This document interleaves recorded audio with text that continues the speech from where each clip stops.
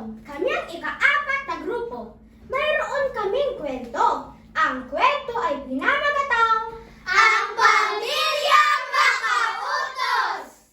Isang maulang umaga, gumising ang mag-asawang Aling Tasing at Mang Lito. Salamat sa Diyos sa panibagong araw. Salamat sa Diyos. Magandang umaga ang Tasing. Magandang umaga aking asawa. Di na nagbabadya ang panahon. Parang kainang humigop ng mainit na sabaw. Aba, sige at tayo bumangon na. At bumaba na nga ang mag-asawa. Magandang umaga, nanay at tatay. Magandang umaga rin mga anak. Mga anak, Cora at Azon, pakihanda ninyo ang mga kakailanganin sa pagluluto ng tinolang manok. Opo, nanay! Mayroon na po ba tayong mga gulay at manok? Nakapamili na ako kagahapon. Nasa loob lamang ng rep. Hanapin mo lamang doon. Sige po, nanay. Kukunin ko na po. Nakuha ko na ang mga gulay, Azon. Ang kukunin mo na lamang ay ang manok. Opo, ate. Kukunin ko na po.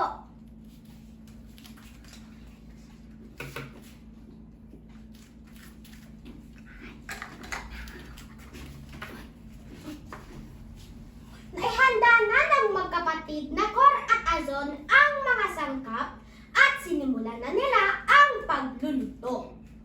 Azon, pakikuha mo nga ang malaking sandok. Opo, ate.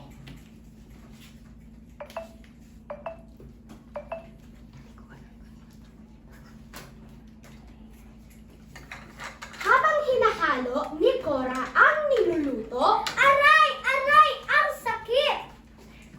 Oh, ate! Anong nangyari sa iyo? Nakakainis! Napaso ako. Si nanay kasi inutusan pa ako magluto. Ayan tuloy.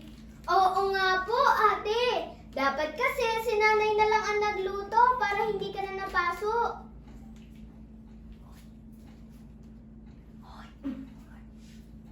Dismayadong tinapos ng magkapatid na Cor at Azon ang pagluluto. Habang nasasala ang mag-aama. Maria anak, ikaw naman ay walang ginagawa. Baka naman gusto mong magwalis ng bahay. May ginagawa po ako, tatay. Siguring na lamang po. May ginagawa din po ako, ate. Ikaw na lamang po. Ikaw na kuring at paglalaro lang naman yung ginagawa mo. Ginagawa ko po ang aking mga takdang aralin at baka hindi ko po ito matapos. Ano ba naman kayong dalawa? Si Ate Maria po kasi, tatay. Palagi na lamang ako ang inuutusan. Hindi naman po importante ang kanyang ginagawa. Puro cellphone na lamang po ang kanyang ginagawa. Bakit ba kayo nagtuturoan? Hindi ba kayo pwede mautusan? Magwawalis na po kami, tatay! Nagdabog na sinunod ng magkapatid na Kuring at Maria ang utos ng kanilang tatay. Sa kabilang parte naman ng bahay, habang naglalaro ang magkapatid na Maria at Victor. Maria, parinig ka nga! Ano po yun, nanay? Nadiligan mo na ba ang mga halaman? Kanina ko pa yung inuto sa iyo. Oo nga po pala, nanay. Nakalimutan ko. Naglalaro po kasi kami ni Victor kanina. Nako, bata ka! Hindi niyo talaga sinusunod kaagad ang mga inutos ko. Puro na lamang kayo laro. Si Victor po kasi. Tinawag na ng mag-asawa ang kanilang mga anak upang kumain na. Magdasal muna tayo bago kumain. Salamat sa Panginoon sa pagkain nakahain sa aming hapag.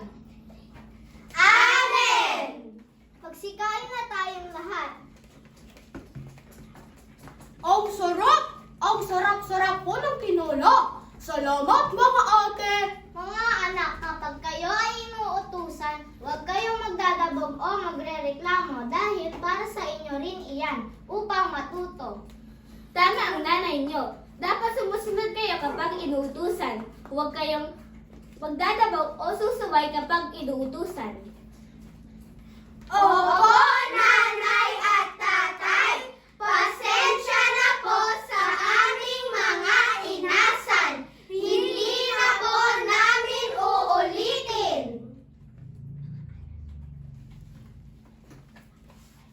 At masayang nagsalo-salo ang pamilyang makautos. Aral ng kwento. Para sa mga anak, Matuto kayong sumunod sa inyong mga magulang. huwag magdadabog kapag inuutusan. Igalang at irespeto. Ang nakatatanda sa atin. At para sa anak na mga katulad natin, mahalin at igalang natin ang ating mga magulang. At dyan po natatapos ang aming munting kwento. Ngunit bago matapos ang aming pagtatanghal, ay hahandugan namin kayo ng isang awitin. Ang awitin ay pinamagatang Bawat Bata! Sabayan niyo kami kung alam ninyo ang awitin. Ang bawat bata sa ating mundo ay may pangalan, may karapatan, tumatanda ngunit bata pa rin. Ang bawat tao sa ating mundo, hayaan po maglaro ang bata sa araw. Kapag umulan na may magtatampisaw. Mahirap man o may kaya, mabuti kayo hanggi. At kahit ano mang uri ka pa, sa'yo ang mundo pag bata ka. Ang bawat bata sa ating mundo ay may pangalan, may karapatan, tumatanda ngunit bata pa rin. Ang bawat tao sa ating mundo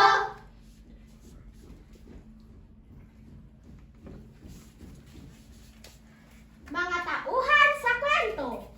Cassandra bilang nanay o si Aling Tasing. Salamat po sa panonood at pakikinig. RK bilang si Mang Lito o si Tatay. Maraming salamat sa pakikinig. Blair bilang panganay na anak o si Cora. Maraming salamat po. Shika bilang pangalawang anak o si Azron. Maraming salamat po.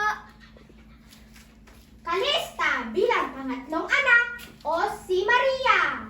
Maraming salamat po.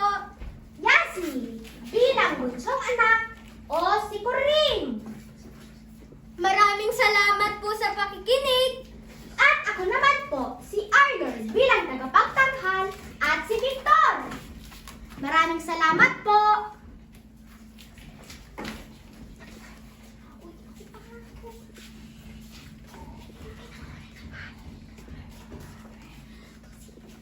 Maraming salamat